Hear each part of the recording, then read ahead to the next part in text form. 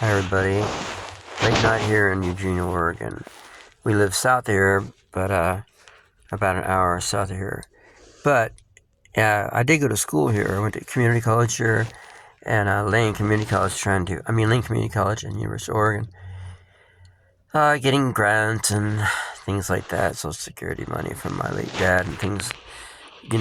I worked when I could get other work, but I also work study jobs. But that was like from 76 to 83. Then I moved to New Orleans.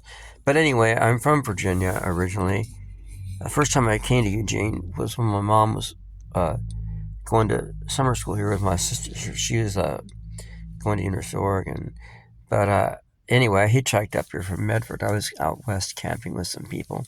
But anyway, Eugene was a really cool town. I never liked the town too much, but it had a lot of great music scene and good, cool theater scene, which I was into. And I learned uh, during those times, Robert Cray, if you're familiar with him, they had his band, and Curtis Delgado was playing with him, the harmonica player. And they played at a place called the Eugene Hotel, which is now a home for elderly people, kind of like people like my age and older. But anyway, at that time, it was a hotel, and a lot of great acts came through there. And it's where I met Rick Estrin from Little Charlie and the Nightcats. Now it's Rick Estrin and the Nightcats. It's where wonderful players, came through Eugene. And there was a place called The Place, and it featured all kinds of super players. That's where I saw Brownie McGee and Sonny Terry and Country Joe McDonald. And sat right next to the stage with Muddy Waters for a couple of days, and watching his band with Jerry Portnoy on harp. And later, a few years after that, maybe 5 or 6 years after that, I was playing with R.L. Burnside in Wichita, Kansas. And by that time, Muddy Waters had been passed away for a couple of years. But Jerry Portnoy and Calvin Jones, bass player, and Willie Big Eyes Smith were playing drums, and they had another guitar player. Jerry was blowing harp with them, and we split. There was some mix-up in the gig. A place called the Spot Recreation Center in Wichita, Kansas, in the fall of '85. So Roland and I had driven up from New Orleans and Mississippi, and so there we were, and it was kind of funny because this woman, this woman, the wife. Well, I met these two people on the Oregon coast in the '70s and later '70s. Anyway, I got to know them pretty well and stayed with them, and it's where I was working in Yachts, Oregon, on the coast. And anyway, they moved back to Kansas, where her husband Ed was from, and Ed and Julie were there. And so in '82, I was driving from Oregon to meet RL at his house in Mississippi, where I stayed that summer. But I got to this little town where they were living, Burton, Kansas, and not too far from Wichita. And the woman, Julie, she goes, every time I see you, John, you're driving some junked out car somewhere, Well, yeah, whatever. I was on my way to Mississippi, and they just didn't get to understand that I was going to live with this family. So a few years later, we're playing near there in Wichita, and for some reason, I remember Julie changing the strings on Arl's guitar. So I guess I was going somewhere after all, not just drifting around. Because the father, Ed, his father was in town and happened to show up in town. He was super big Christian, and with all due respect to Christianity, I have my own beliefs, but I sure appreciate the people that I appreciated people who believe in what they believe in and are sincere about it, and I love them for it as long as it's not hating, hate-filled stuff that they believe in. But anyway, so Mr. Parker is walking me around this little town, Burton, and he says, this town is dead. It's fading away. That's why I moved out to Oregon. You got to get yourself right, and you can't just be drifting around. But they're also concerned about me, Anyway, but I just thought it was ironic that I think it was that same weekend we were split sets with a legendary blues band that I know that I don't remember exactly it was that weekend or another time. But for sure, the same woman that accused me of driving around the country, drifting around, she, was changing the guitar strings on RL's guitar before a gig we had to do. But anyway, so here I am, back in Eugene, a big, huge circle. It was a great place, and the reason I brought up anything to do with that was that it was very exciting to sit a few feet away from Muddy Waters. Actually, he was married to one of RL's cousins in Chicago, and RL had lived in Chicago and worked up there. A lot of his family got murdered up there. His father, maybe brother, and cousins. It can be a rough place, and I guess anywhere can.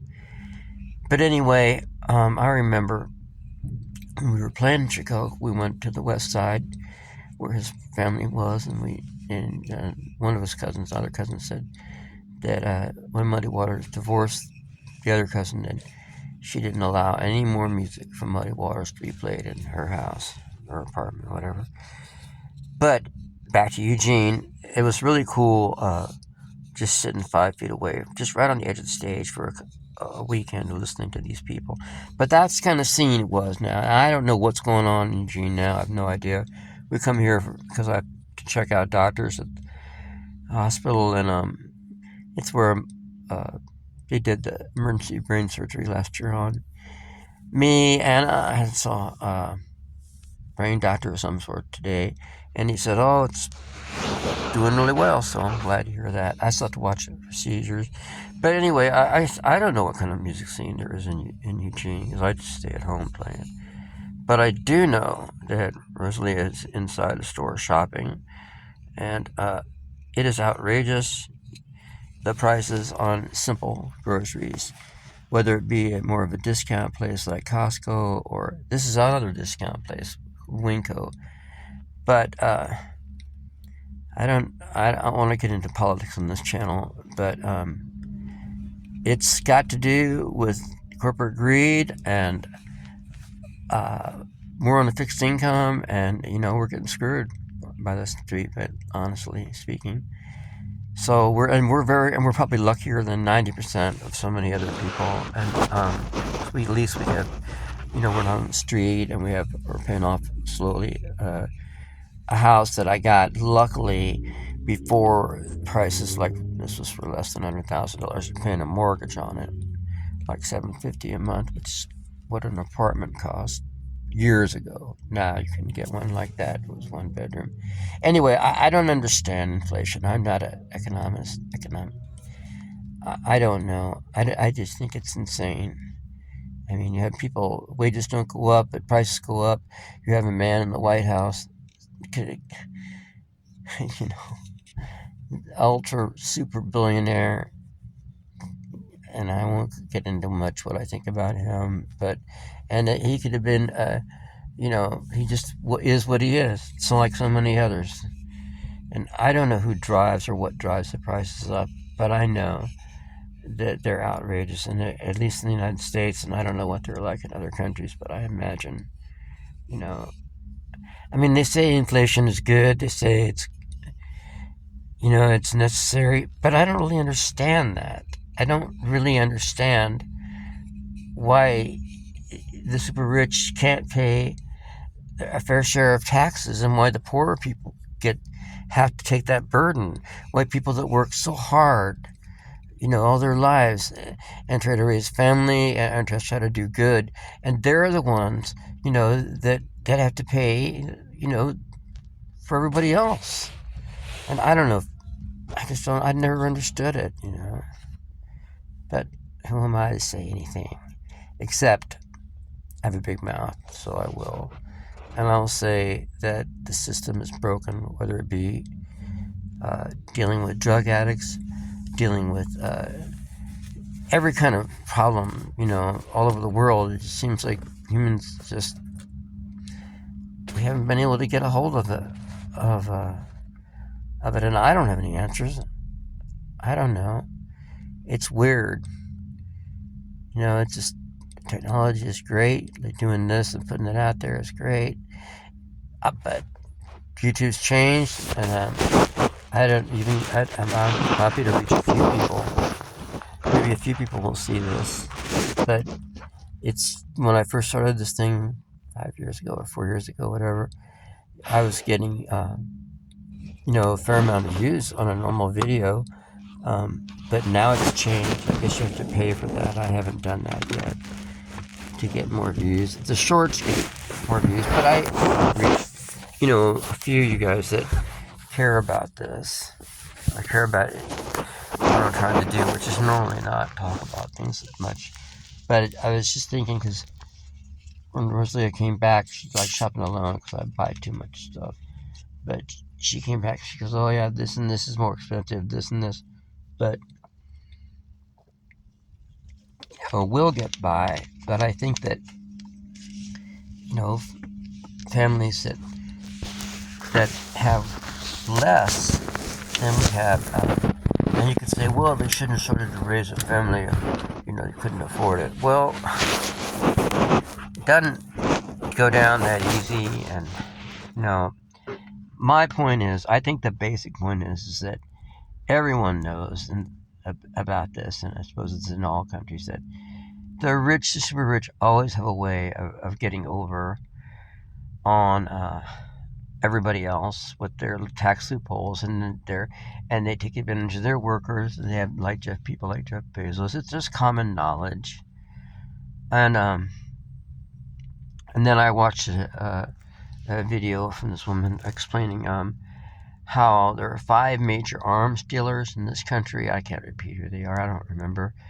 But they control, Eisenhower, she pointed out, and she showed a picture, a speech he gave, Dwight Eisenhower, the president in the 1950s, and the general in World War II, saying that we had to be careful of the military-industrial complex in this country because, if they got out of control, they would cause havoc in the world, and that's what they've done.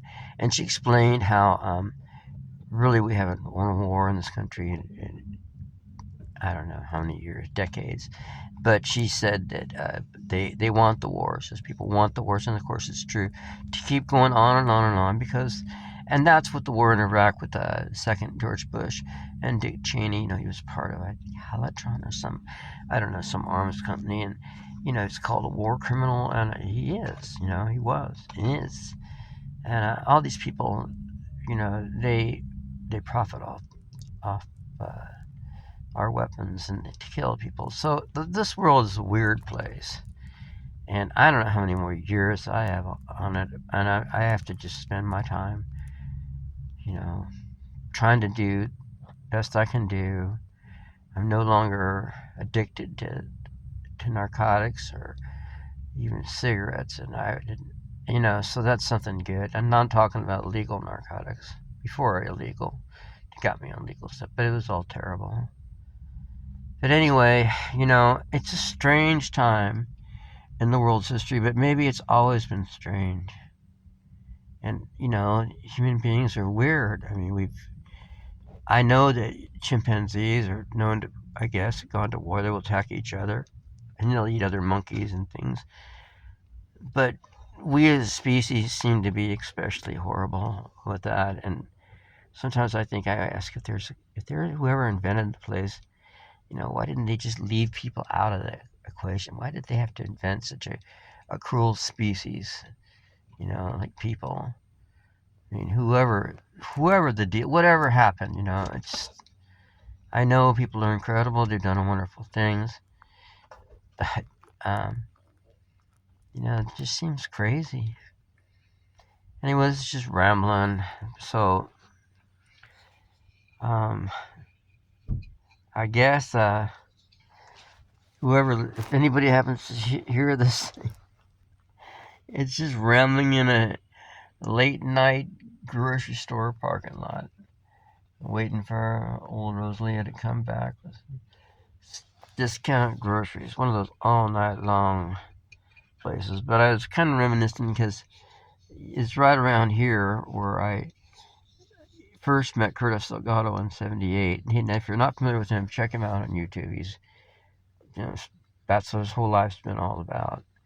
And he was, at that time, John Belushi had finished doing Animal House around here, and he wanted to meet Curtis at the Eugene Hotel where he was just having drinks or something. Anyway, Curtis met him, and then I guess they were filming Animal House. Yeah, that's what it was. And anyway, that's where he met him, and then it influenced Belushi to create the Blues Brothers. So, which the album, and then they became movies and stuff. But anyway, at that time, I met him as well. So, kind of cool. Oh, Leslie is back. She'll tell me more stories about the grocery store prices. Well, nothing's changed. She says still things are still very expensive. She did find some cheap cereal. I'm not recording anymore, Rosia. Have a nice afternoon, evening, morning, wherever you're at. I hope things are less expensive where you are. See you later. Well, I don't understand. I told you I'm coming in to eat cereal. Why did you start